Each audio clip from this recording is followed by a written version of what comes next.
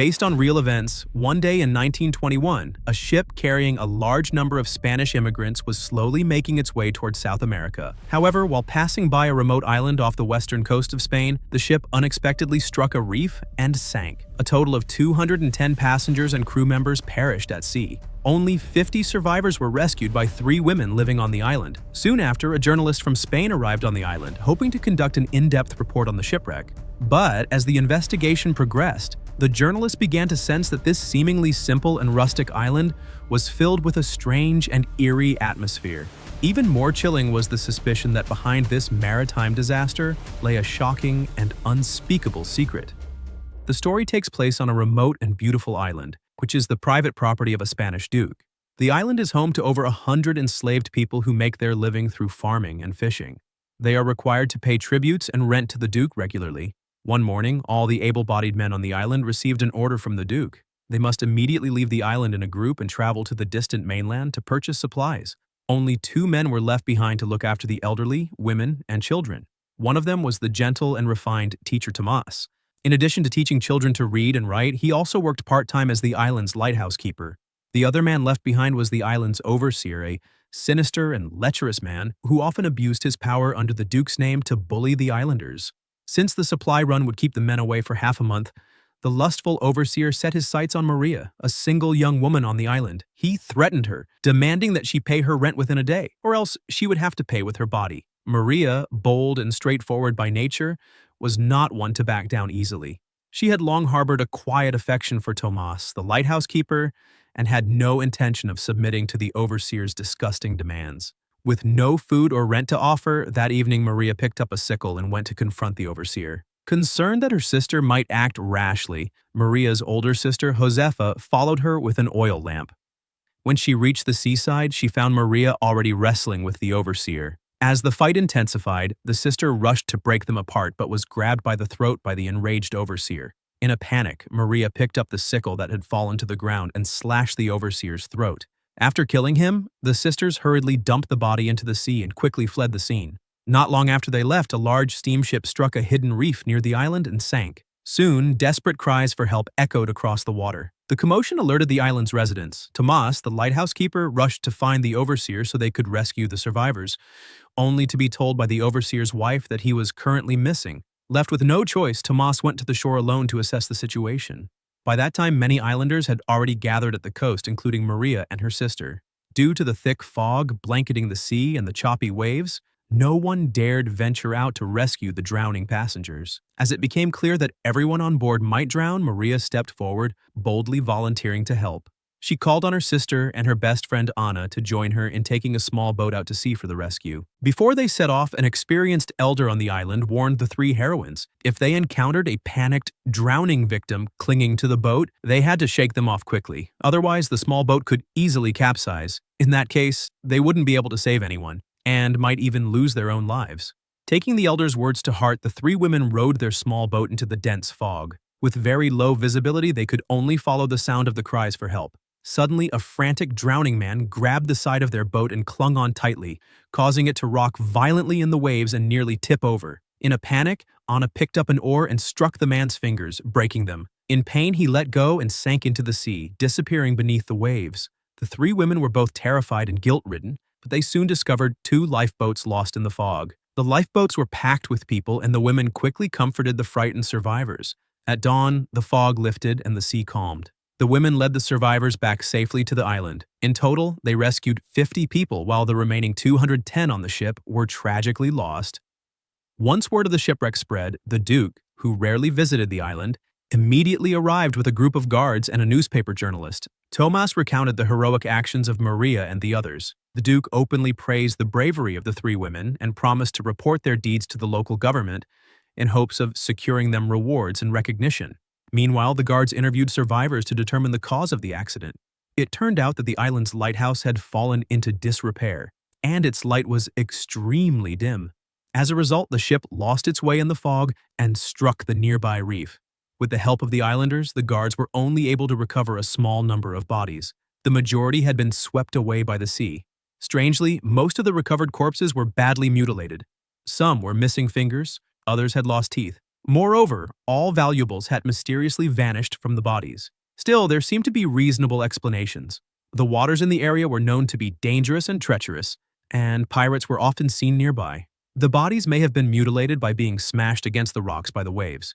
As for the missing valuables, it was assumed that pirates had taken advantage of the chaos to loot the dead.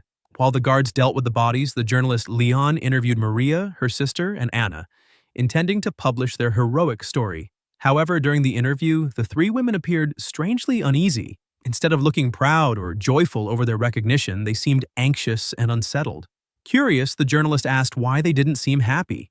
The three women explained that more than 200 people had died in the shipwreck, and they had only managed to save a small number of survivors. So, to them, it wasn't something worth celebrating. Their humble response greatly increased the journalist's admiration for them. Who would have thought that on this remote island far from the mainland there were three such brave, selfless, and noble-hearted women? However, the journalist didn't know that each of the three carried her own secret burden. Anna was feeling guilty for breaking the drowning man's fingers with the oar, which led to his death. Meanwhile, María and her sister were haunted by the fear that the murder of the overseer might be discovered. So, all three wore expressions of unease and apprehension. Fortunately, 2 days later, the guards left the island with the survivors and the bodies of the deceased. The Duke and the journalist left as well. Since the islanders were fully focused on the shipwreck, no one seemed to notice the overseer's disappearance, not even his wife and son. Yet, María and her sister couldn't eat or sleep well, consumed by anxiety over their crime. María kept vigil by the shore every day, fearing that the sea would wash the overseer's body back onto land. Sure enough, a few days later, one morning, the overseer's body did float back. In a panic, María hid it under a secluded reef, then rushed home to discuss the situation with her sister. After deliberating, the two decided to tie stones to the body and sink it deep into the sea again. But when they returned to the hiding spot, they were horrified to find the body missing. Had the overseer, dead for several days, somehow come back to life? With no other choice, the sisters pretended nothing had happened, though their nerves were on edge. That very afternoon, the overseer's son suddenly approached María while she was working in the fields and crudely demanded to sleep with her. The overseer's son, nicknamed Pepe, had a limp and some mental disabilities, making him notorious on the island. It was said that his injuries and condition were a result of being beaten by his father when he was young. Perhaps because of the overseer's history of abuse, neither his wife nor son seemed particularly concerned about his disappearance. Though not entirely brainless, Pepe had long lusted after María and often followed her around with bad intentions. On the day María killed the overseer, Pepe had secretly witnessed everything. He was also the one who had hidden the body. His motive was clear: blackmail. He threatened María, saying that if she didn't sleep with him, he would report her for murder to the Duke. María, however, wasn't intimidated. She immediately stabbed his foot with the pitchfork she was using for farm work and warned him that if he went around spreading rumors, she would tell everyone that it was he and his mother who had killed the overseer. After all, everyone on the island knew that Pepe and his mother had been longtime victims of the overseer's abuse. It would be easy to believe they had killed him out of vengeance. Pepe, frightened and confused, was temporarily silenced and abandoned his threat. The next day, the island's owner, the Duke, returned once more.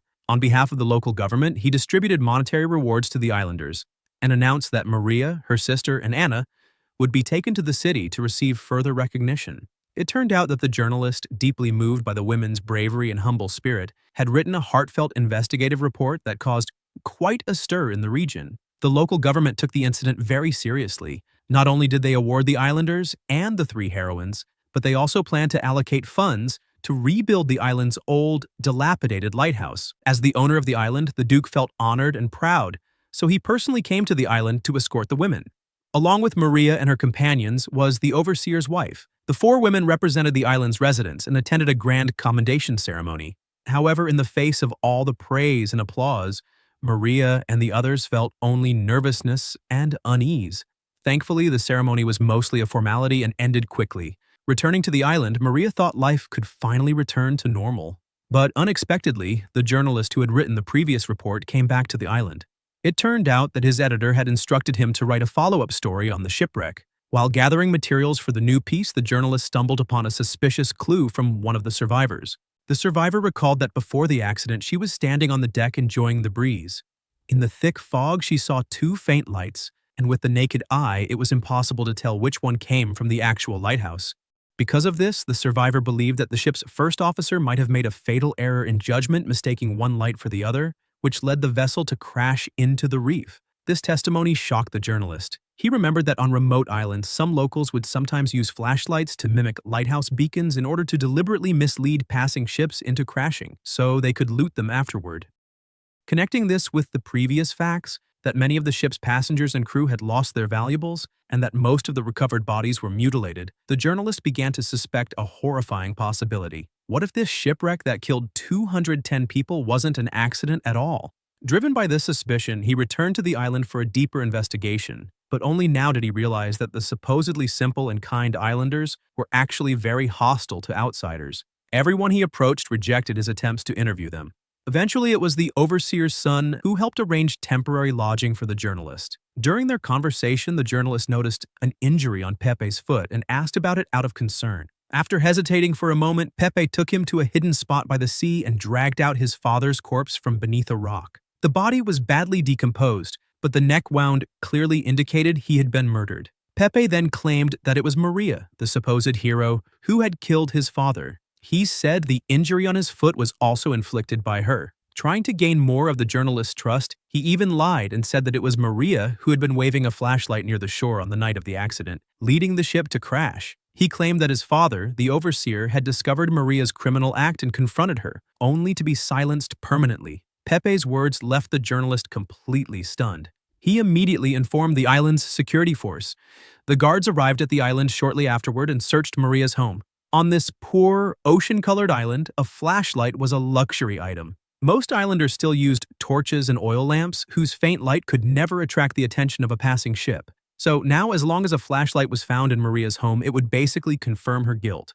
However, after an exhaustive search, the guards found nothing. No flashlight, no evidence.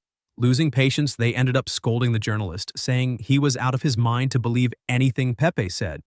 With no evidence, the security team left the island. Still, the journalist, unconvinced and unwilling to give up, published a follow-up story titled, "Are They Heroes or Thieves?" In the article, he listed numerous suspicious details about the shipwreck and pointed the finger at María and the other two women, hinting they had looted valuables from the wreck. The report caused another public uproar. When María learned about it, she was furious. After all, she, her sister, and her friend had risked their lives to save people. How had they suddenly become thieves? Feeling deeply frustrated, María went to the lighthouse, hoping to confide in Tomás, the man she secretly admired. But he wasn't in his room at the time. Acting on impulse, María opened his wardrobe, wanting to smell the scent of the man she loved. To her shock, she discovered a large stash of gold, silver, and jewelry hidden inside. In that moment, everything clicked. The journalist's suspicions weren't baseless. There really was something off about the shipwreck. As María stood there in disbelief, Tomás returned. María immediately confronted him, demanding to know where the treasure had come from. Cornered, Tomás had no choice but to confess a shocking truth. It was the island's owner, the Duke, who had orchestrated the shipwreck from the beginning. Upon learning that a ship full of immigrants and valuables would pass near the island, the Duke secretly arranged for all the able-bodied men of the island to leave ahead of time and lie in wait offshore. Then, he had the overseer's son, Pepe, wave a flashlight from the island to mislead the ship's course.